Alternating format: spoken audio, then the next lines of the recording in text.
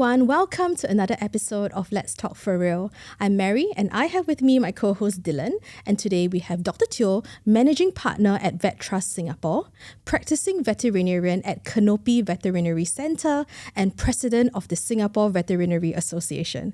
Hi Dr. Teo, welcome. Please tell us a little bit more about yourself. Oh, okay. I'm a veterinarian by training. I graduated from the UK. So in Singapore, to practice as a vet, to be licensed, we don't have vet school here, unfortunately. So you would have to graduate from mostly either Australia, UK, or the US. So for myself, I graduated from the UK, from the Royal Vet College. This was some time back. Other than that, after that, I was in the government for a while. I was under a scholarship under the Ministry of National Development. So when I came back from my studies, I had to work for them for a while. So it was a great experience for about 5+ years. And then after that, we left together with a few other vets from there to form VetTrust Singapore. Yeah. Okay, and what sparked your interest in this industry? I think for one, I guess slightly different from most other vets. I think most other vets, they read James Harriet or they watch Animal Planet, and from young, 5 years old, 4 years old, they know that they want to be a vet already. So I was quite different. I didn't actually even know what a vet does actually for a very long time. I never had a pet growing up, unlike most other vets that they do. And I was just really fortunate during my NS days. So like most teenagers during my national service days, when I was after JC, I was a bit lost lah. Didn't really know what to do. So I explored even careers in the military.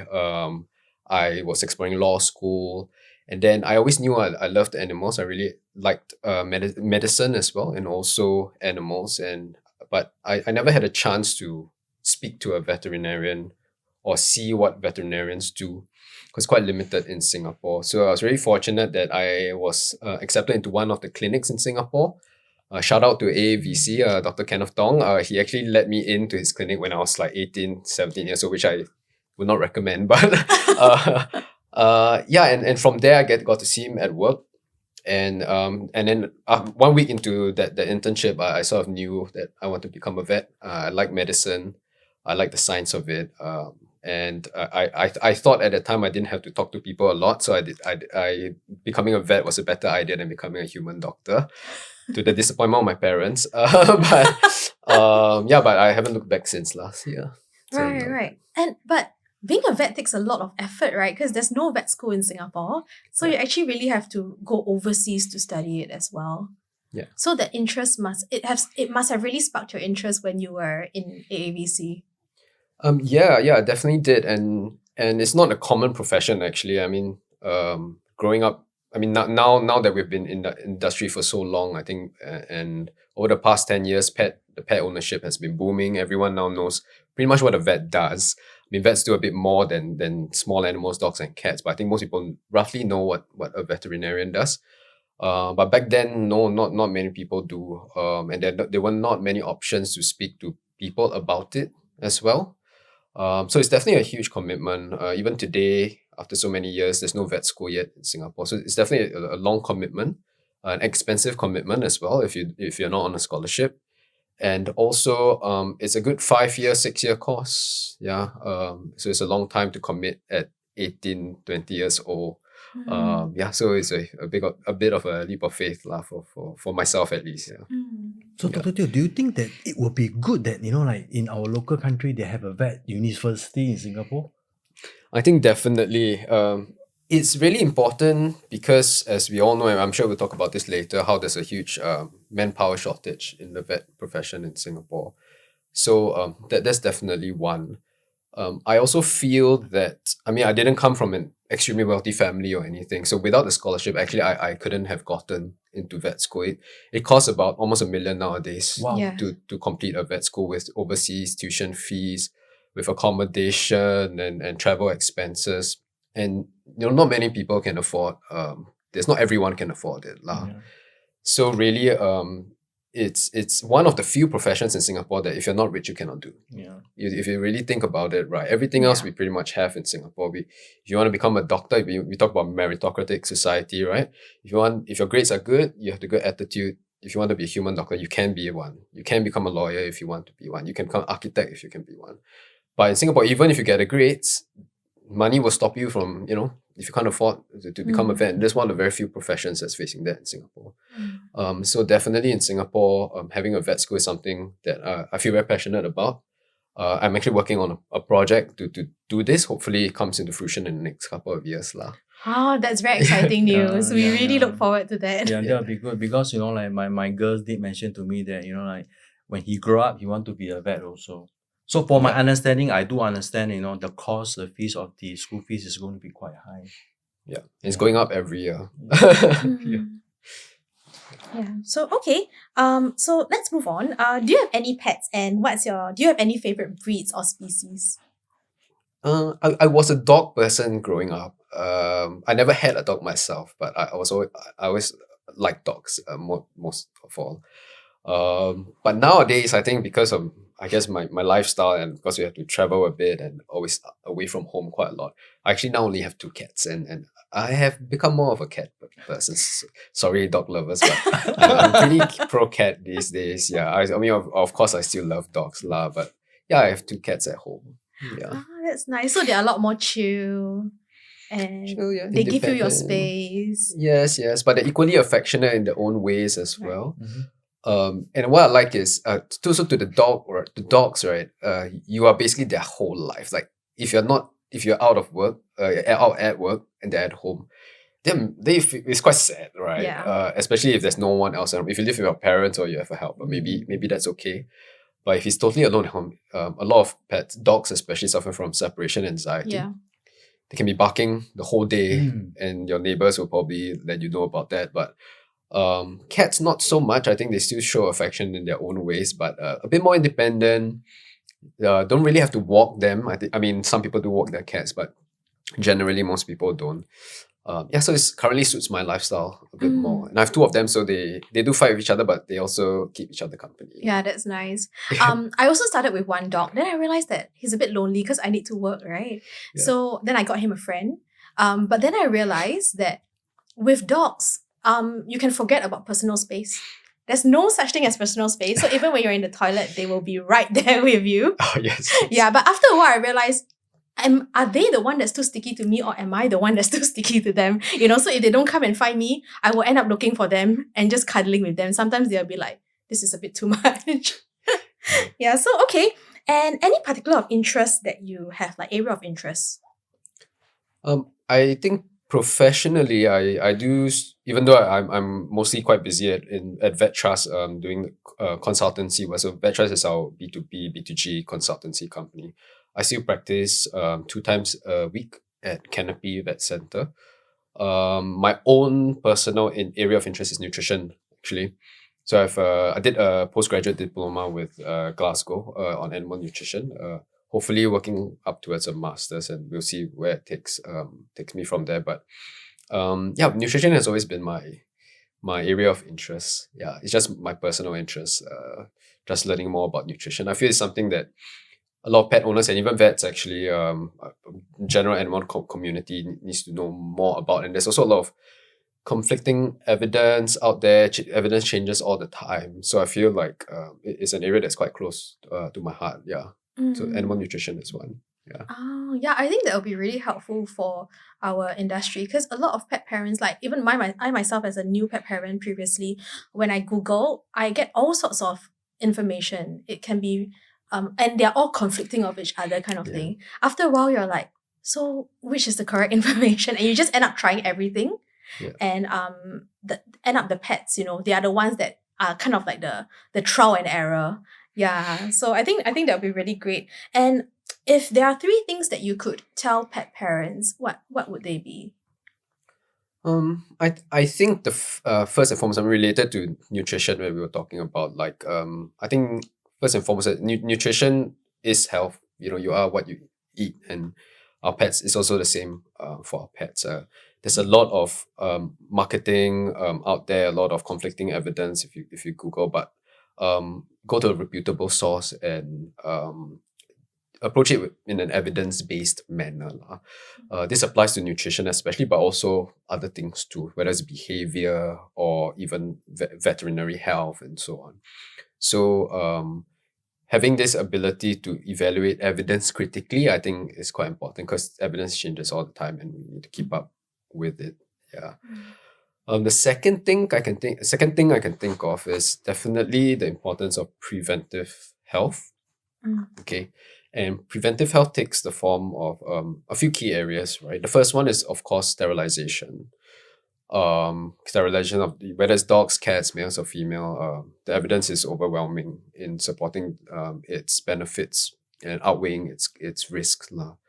So sterilization, preventive dental care, vaccinations, keep up to date with yearly vaccinations, and also like parasite treatment.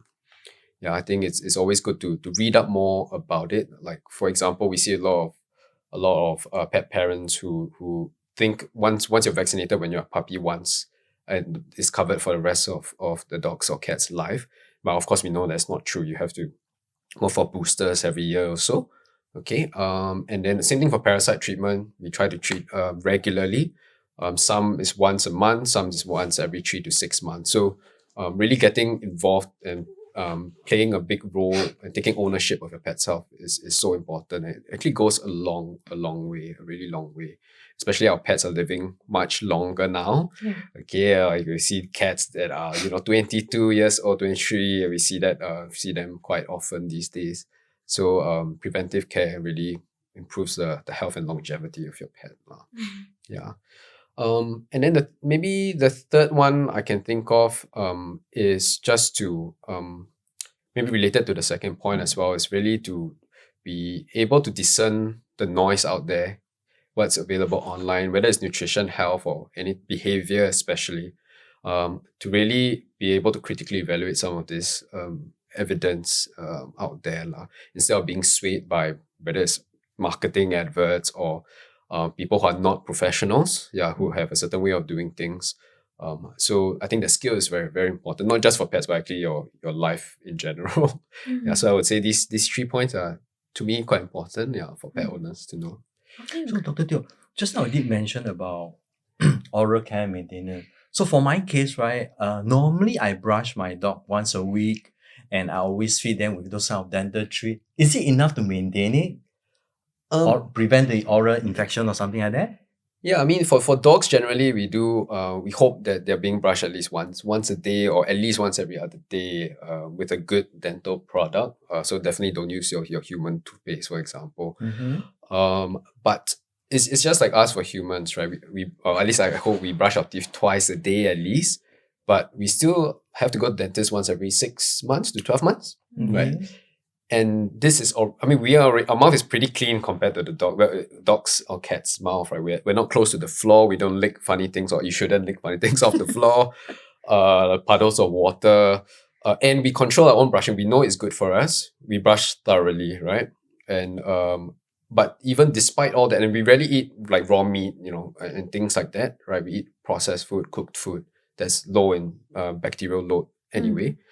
But even then, we brush 2 times a day with all these other measures. We still have to go to the dentist 6 to 12 months. So can you imagine for the dog, right? Or the cat? A lot of cats don't take to brushing. So that's one. But even dogs, let's say they brush once a day, once every 2 days. But what they eat, what they put in their mouths, is a bit dirtier than what we put in our mouths, right? For humans. So we still recommend a dental scaling and polishing as a preventive measure, like we discussed.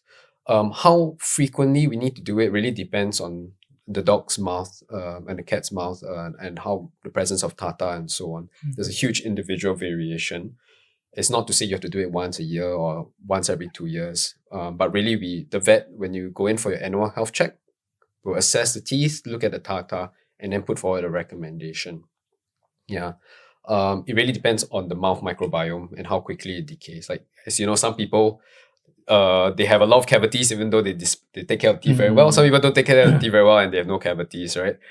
So it depends on the individual animal's mouth microbiome. So it's important to go for annual health checks, and at that time the vet will have a look and advise you further. Thank you. Okay, Okay. great. So maybe let's move on a bit to the SVA, so Singapore Vet Association. So kind of some information for the general public or pet parents, right? I'm sure they're also curious. What is SVA? What do they do? This podcast is proudly sponsored by Hill's Prescription Diet. Is your pet's digestive system giving them the blues? Loose stool and other tummy troubles can be negatively affected by many things, and when your pet has digestive upset, it's a thoroughly unpleasant experience for everyone involved. The good news is that you can help your pet feel better with Hill's Prescription Diet GI Biome. It is clinically shown to help firm loose stools in 24 hours. It contains a special blend of prebiotic fibers to help support a healthy microbiome, leading to firmer stools and healthier pets. Visit your vet to learn more about how Hill's GI Biome can improve your pet's digestive well-being. So maybe let's move on a bit to the SVA, so Singapore Vet Association. So kind of some information for the general public or pet parents, right? I'm sure they're also curious. What is SVA? What do they do? That's a great question. The SVA is Singapore Veterinary Association. And just like many other professions, the association is made up of members from the industry. So we're the only association in Singapore whose members are veterinarians. Yeah, so that's the SVA, and we're the only ones. Other countries, because they have more veterinarians out there with different interests, they may have multiple, but in Singapore we only have one. The SVA has three main objectives. The first objective is really to promote and advance the veterinary practice, vet practice. So we do this in a few ways. For example, setting up national guidelines. Okay, like in terms of vaccination, we put one out a couple of years ago on antimicrobial use, antibiotic use to combat AMR, antimicrobial resistance. We put out one on vaccination guidelines. Put one out there. So setting standards basically, and to review evidence from time to time to make sure that the industry practices good medicine. Yeah, so that's the first one. The second one is really to represent our members, okay, and in terms of fostering, promoting cohesion between our members, and we have also recently started looking not just at vets but also vet nurses as well, because they're such an integral part of the profession, the vet profession as a whole. And then thirdly, really is engaging various stakeholders, including the government, but perhaps other industry stakeholders as well, to acquaint them with matters relating to the vet profession. So we have multiple dialogues with the AVS, so Animal and Vet Service, our regulatory agency. These dialogues could be in the form of advice on animal health, advice on governance of the vet profession, advice on regulation of vet products and their services, and maybe setting animal welfare standards and so on. So that's what in gist SVA does. Yeah. Okay, interesting. And so we also really wonder, what made you take up the role as president of SVA? Because we can see that you're a very busy man. So what made you take up this role, and also what is the role of the president of SVA? That's a really good question. I've been in the SVA, I mean, just for myself, close to a decade now, as an executive committee member, and then later on as a secretary, and then vice president, and so various roles. I think for myself, it's really to make sure that there's continuity in the executive committee. So the SVA, as with most associations and committees, is being renewed all the time. It's very important to get fresh blood, fresh civic participation from our members. But at the same time, it's also important to make sure there's continuity. If not, whether all our initiatives that we start may not finish or gets dropped off halfway. Engagement with the government as well, if we have a certain position. It's not great if our position changes all the time and people may not understand the history of certain things. I think that's what really, with the encouragement of my fellow executive committee mates to run for the presidency last year. And I think they've been incredibly supportive. I really thank all of them for the trust they put in me. And yeah, so that's one of the reasons why I thought I'll run for it, the presidency, last year. So what does the president of SVA do? Really is to work really closely with the executive committee in the SVA. We make decisions as a committee, and these decisions can be about advocacy, could be about policy, and membership engagement, and these various putting out position statements when it is important for us to do so. And really working with not just the executive committee, but also all our members to chip in to do outreach, education, and so on as well. Yeah, so really it's about spearheading, maybe providing just a little bit of leadership, but with the executive committee there that are made up of all vets, they are also very experienced and knowledgeable about the industry. So really it's just that coordination and leadership that I Okay. provide, yeah. Okay, nice. And so when news comes out concerning any veterinary ethics or somewhere along that lines, how does SVA step in? Does SVA step in on this?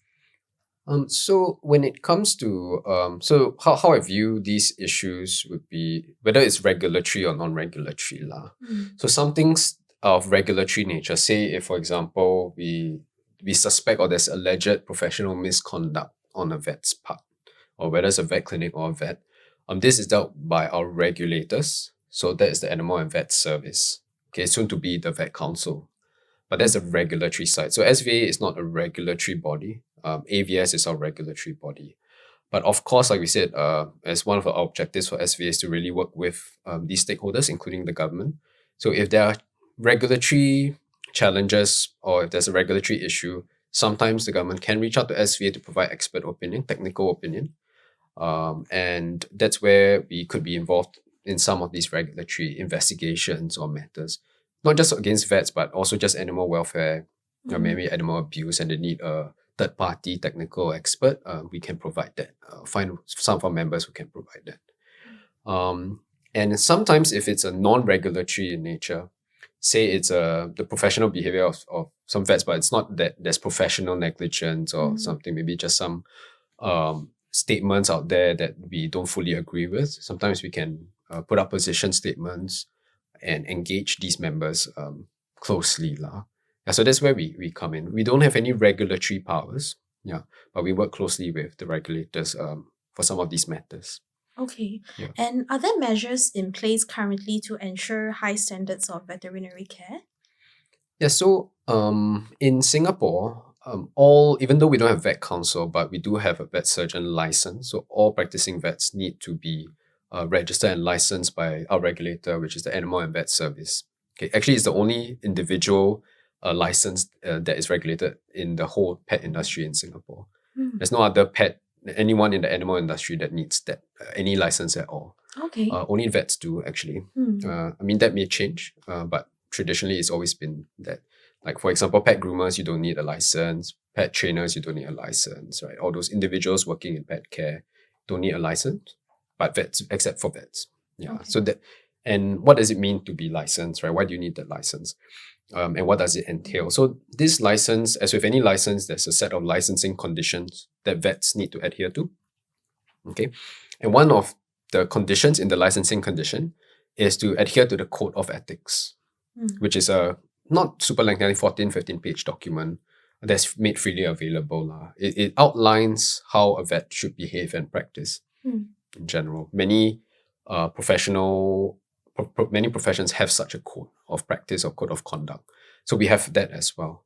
And say if there is some complaint or by a member of public against a particular vet, and AVS looks at the complaint, they will compare it and reference this particular document called the Code of Ethics to see whether there's any infringement or not. Okay. Yeah, so that's the standard. Yeah. So I was curious. So what if like there is complaint, pet parenting complaint about this groomer, about this shelter, will SVA can SVA get involved to settle this thing? So for non-veterinarians and complaints, yes. it is possible.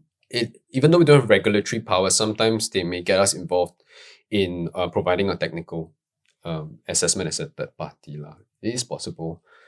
Again, we don't have regulatory power, so it's not that we can, enter a shelter or stuff like that. But it's still possible. It's still possible for us to get involved in some way. But primarily, it's led by the regulatory agency, which is National Parks Board. Oh, Yeah, because National they have Park, you're referring to NPark. and parks, okay. and AVS .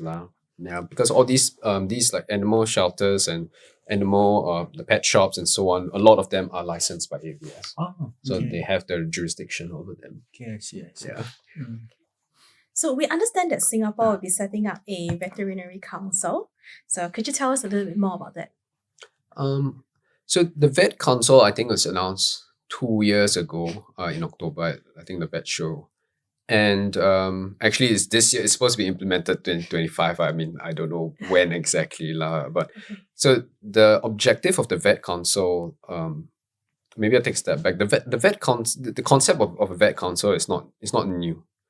It's if you look at the jurisdictions overseas where vets are licensed, they're actually not licensed by a government per se. Like most countries that we refer to, say the UK, they are governed.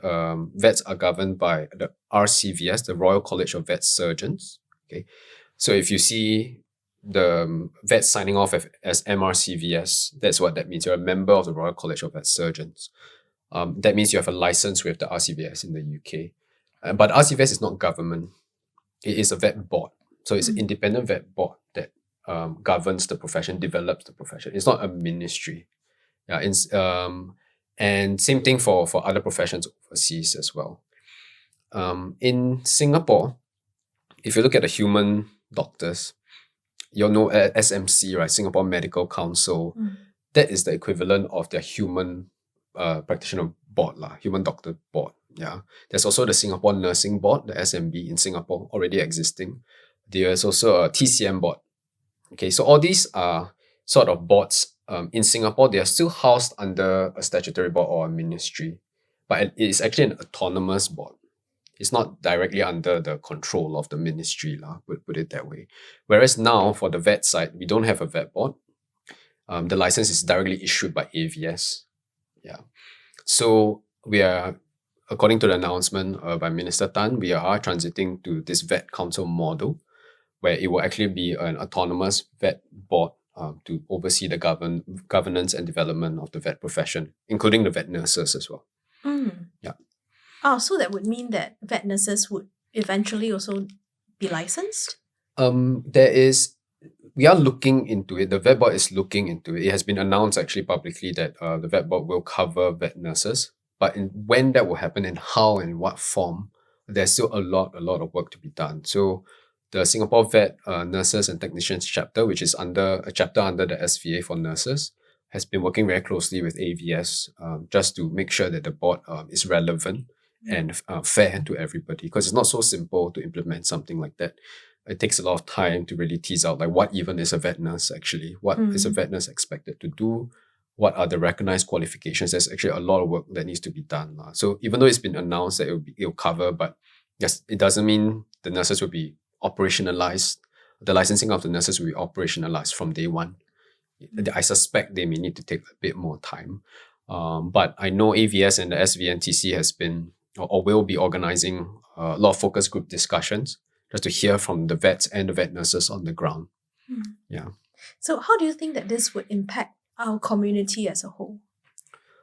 I think for the Vet Council is interesting because traditionally, if the license is issued and any investigations, for example, against a vet professional negligence is assessed and administered by the government and the Animal and Vet Service.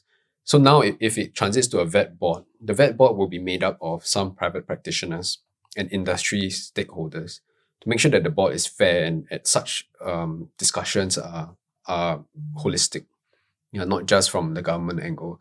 I think bringing in the practitioners and the clinicians and industry people into the Vet Council is a very good idea, because at least we know that they're in touch with the ground. Right, a lot of them are practitioners themselves. They can share whether this practice is fair, that the standards being set is realistic and not too idealistic, for example. And I think that will make a huge difference in shaping our policy and what the industry wants.